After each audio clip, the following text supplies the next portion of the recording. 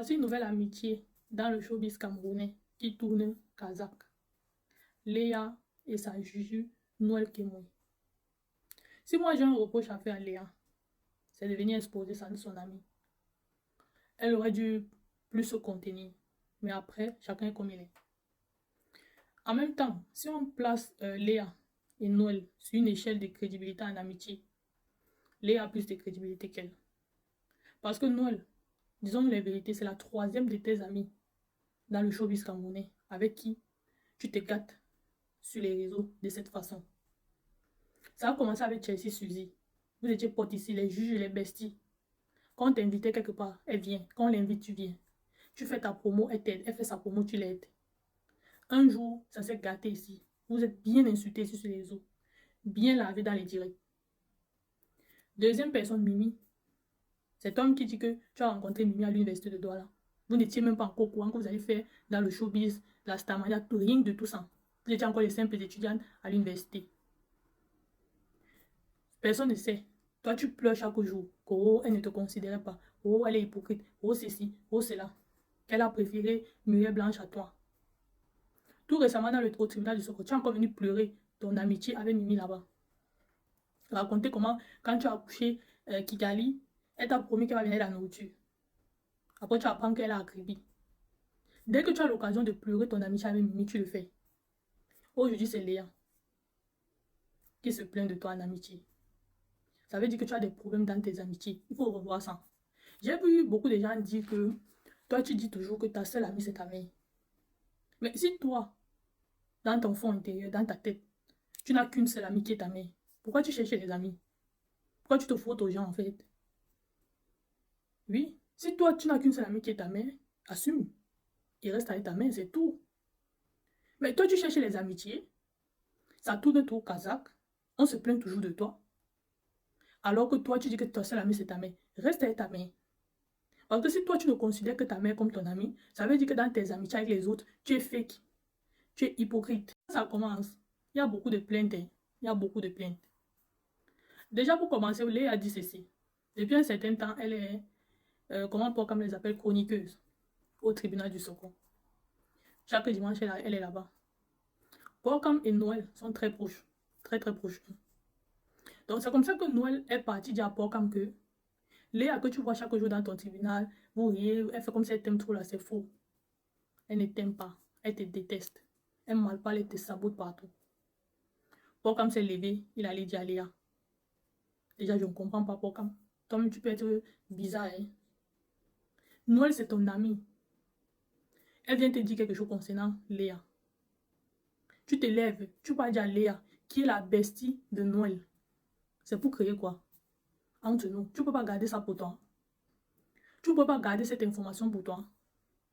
Si peut-être tu juges que oui, ce que Léa a dit de toi t'énerve trop, à tel point que tu te rends compte qu'elle ne peut plus peut-être participer ou faire partie de ton tribunal, écarte-la.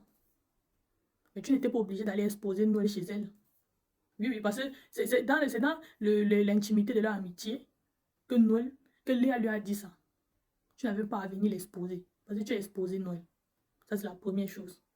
La deuxième chose, Noël se plaint que dernièrement, Léa était au tribunal. On lui a posé la question. Est-ce que Noël savait que Fingon était marié avant de se mettre avec lui? Léa a dit oui, elle savait. Ça a énervé Noël. Et je suis d'accord. Elle doit s'énerver. Toi, tu es mon ami.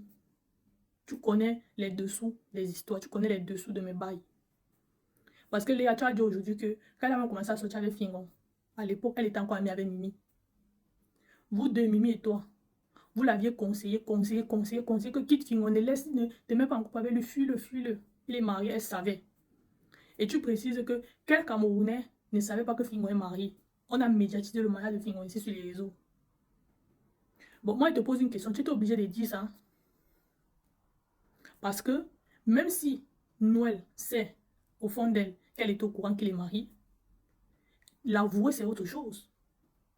Tu penses que c'est facile de venir avouer aux gens que oui, je savais qu'il est marié? Déjà qu'on l'insulte, on la traite de tisa, qu'elle a fait la femme non mariée. Pour se protéger, c'est vrai que ça ne la protège pas à 100%, mais c'est une forme de protection de venir dire que je ne savais pas.